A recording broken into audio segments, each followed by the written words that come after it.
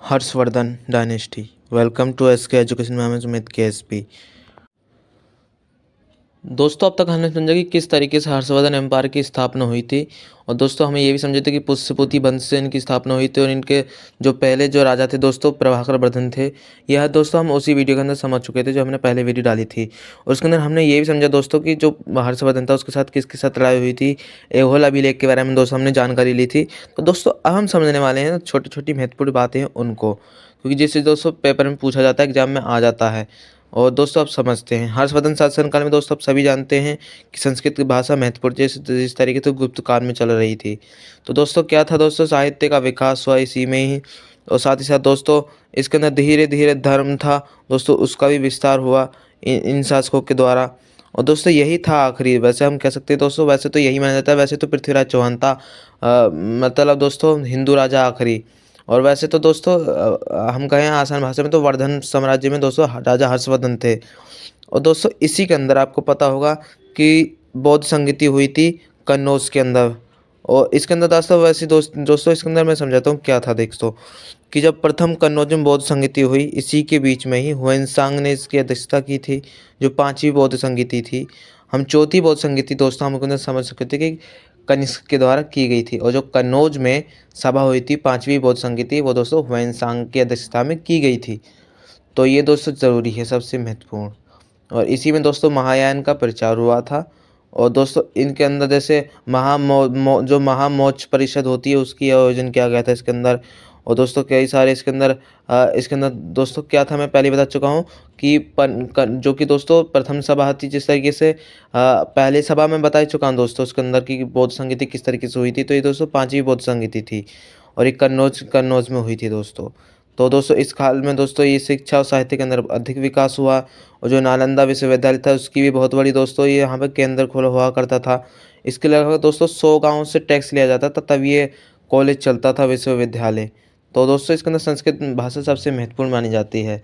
और इसी दरबार में दोस्तों जो हर्षवर्धन शासक था इसके अंदर सबसे महत्वपूर्ण विद्वान थे, जैसे बाण भट्ट रहा करते थे, हर्षचरित रहा करते थे, कादम्बरी, पूर्ण पाठिका, चंडी शतक। तो दोस्तों इनके अंदर ये सब चीज़ें दी गई थी। तो इन्होंने कई सारी ग्रंथों की रचना भी की है दोस्तों।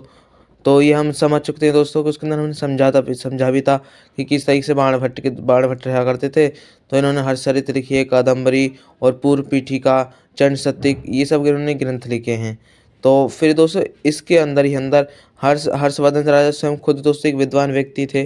तो इन्होंने ही दोस्तों रत्नावली और नागानंद और पेदसिका ये नाटकों की रचना की है दोस्तों। और दोस्तों सबसे महत्वपूर्ण इसके अंदर आता है कि दोस्तों इसी के शासनकाल में ही हुएनसांग आया था यात्रा करने के लिए। और इसी में दोस्तों मुद्रा भी चली गई थी। इसके अंदर मुद्रा के ऊपर दोस्तों बेल था और उसके ऊपर शिव भगवान बैठे हुए थे, तो पार्वती माता के साथ। तो ऐसी मुद्रा चलाई गई थी दोस्तों। और दोस्तों इसके अंदर ये भी बताया जाता है कि 633 ईस्वी के आसपास नालंदा यूनिवर्सिटी के दोस्तों इसी समय ही दोस्तों आपको पता होगा कि चीन यात्री हुएनसांग आया था। तो यहाँ पे दोस्तों इसने खुद अध्ययन किया है। और दोस्तों इसके अंदर जो बताया जाता है कि इसी समय जो कुलपति थे वहाँ के वो थे दोस्तों शीलभद्र। और दोस्तों ये भी हमने उसके अंदर वीडियो में बता ही चुके थे, जो पुलकेशिन द्वितीय था। तो वो दोस्तों उसके अंदर एक ऐहोल अभिलेख से पता चलता है कि एक वहाँ के दरबारी थे, एक विद्वान थे रवि कीर्ति। तो रवि कीर्ति एक ऐहोल अभिलेख उसके द्वारा ही रचा गया दोस्तों। और इसके अंदर दोस्तों हम उसके अंदर पूरा समझ चुके थे। शक संवत के बारे में भी दोस्तों इसी में ही मैं पहले ही बता चुका हूँ दोस्तों। तो ये दोस्तों एक कैलेंडर है दोस्तों, इसके अलग से चीज़ें निकाली जाती हैं कि अगर यदि हम देख सकते हैं जैसे कि शक संवत कब शुरुआत हुआ और दोस्तों मैं बात समझा था हर्ष संवत भी आया था, उसके द्वारा हम पता लगा सकते हैं। तो इसी में दोस्तों ये सब चढ़ा करते थे। फिर दोस्तों इसके अंदर हम और महत्वपूर्ण बातों को समझते हैं दोस्तों, क्या क्या सबसे महत्वपूर्ण है इसके अंदर, क्या क्या चीज़ें बातें महत्वपूर्ण आती हैं। दोस्तों जो इसके अंदर जो बाण भट्ट है ना, ये बिहार के आसपास रहा करते थे। सोन नदी तट पर आसपास एक पृथ्वीकूटा नामक गांव है, वहाँ पे रहा करते थे। उनका जन्म चित्रभानु के घर के पास होता, उनकी माता का नाम था राजदेवी।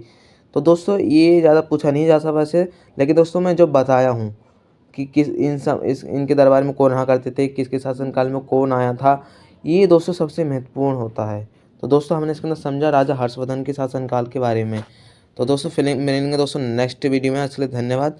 जय हिंद, जय भारत।